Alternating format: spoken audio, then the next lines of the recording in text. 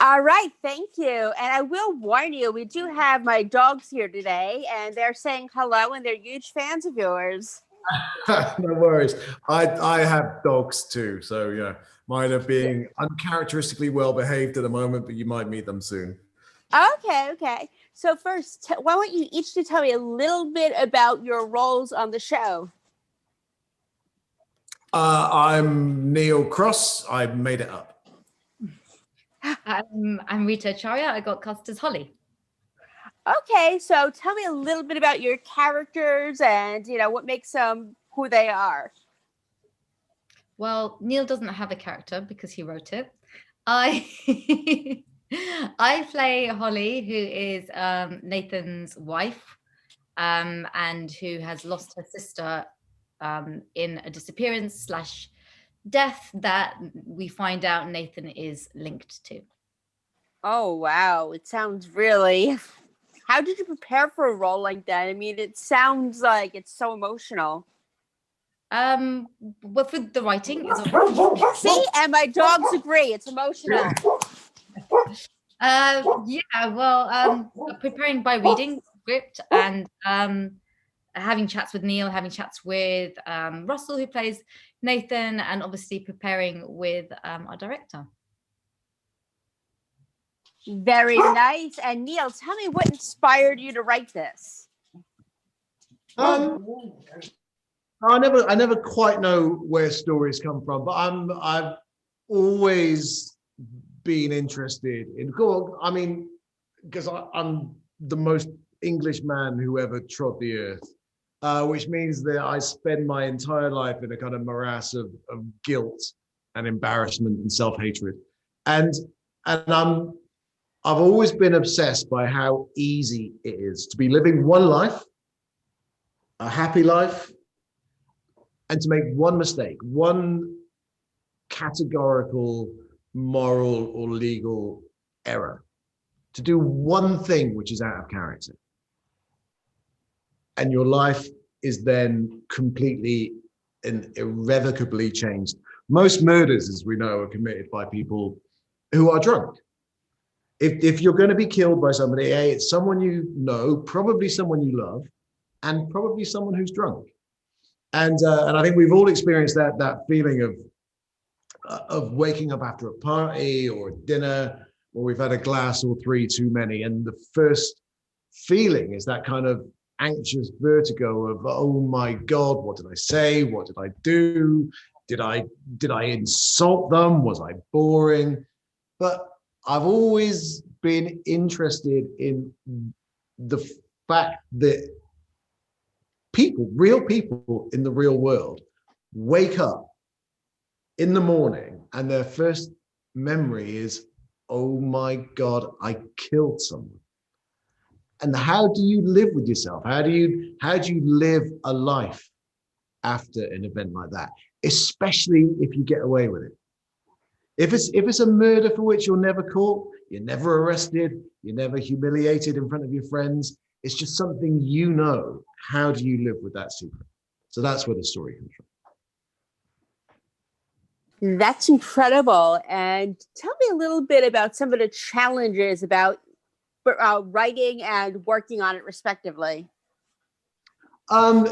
This is a horrible way to answer that question, and again, my fundamental Englishness comes out here.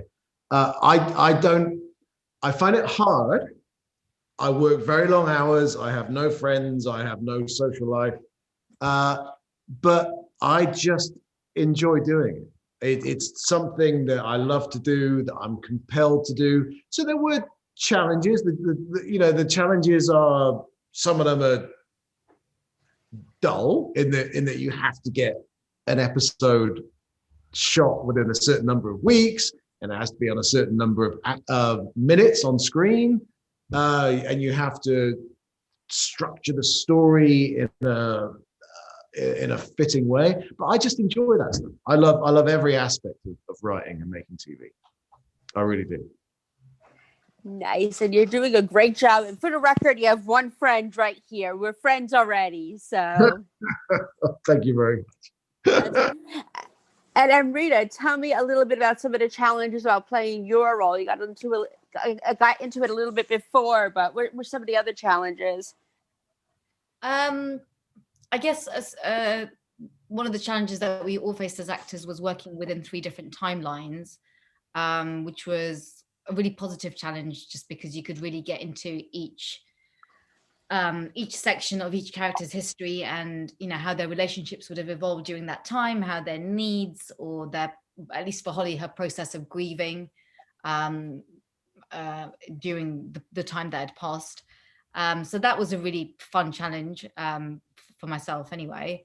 And then just sort of dealing with, I suppose, the great thing about Neil's writing is so much of what is said is not what a character means, or not. You're dealing with a lot of subtext a lot of the time as well. Things aren't necessarily spoken about, especially Nathan, is lying through his teeth a lot of the time, and a lot of the time Holly's kind of trying to read between the lines but not quite understanding what's going on.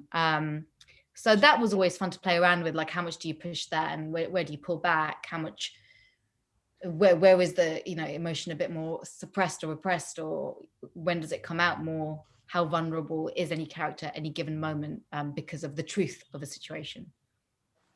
And in what ways do you relate to Holly?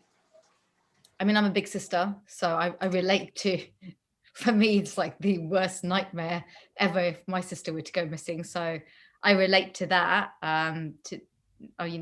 Touch wood, I have not lost my sister. She's totally fine.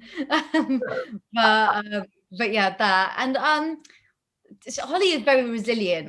She's much nicer than me. I think I would have, called BS quite fast on Nathan and just been like, we're going to sit down and talk about this now. Whereas she's maybe a bit more like, all right, he'll come out in his own time. But we probably share the same fighting spirit, I think. Yeah, just in a very different way. Nice. And how many years apart are you from your sister? I am 3.5 years older. Okay. Yeah, I'm 6 years older than my sister. So, but being a big sister is wonderful, isn't it? I love it. I love it too. It's wonderful. And are you a big brother there, Neil? I'm a little brother. You're a little brother. Okay. My not only a little brother, but I suspect an accident. My siblings are all a lot older than me. Gotcha.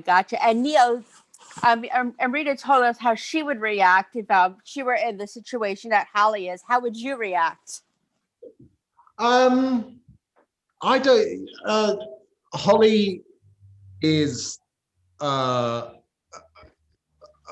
smarter and wittier and more resilient and kinder person than I could ever be. So weirdly, I can't quite put myself in Holly's shoes, because I just think she's got a fundamental emotional strength that it's like there's a cliche about a broken bone setting harder, and Holly is like that broken bone that's set harder.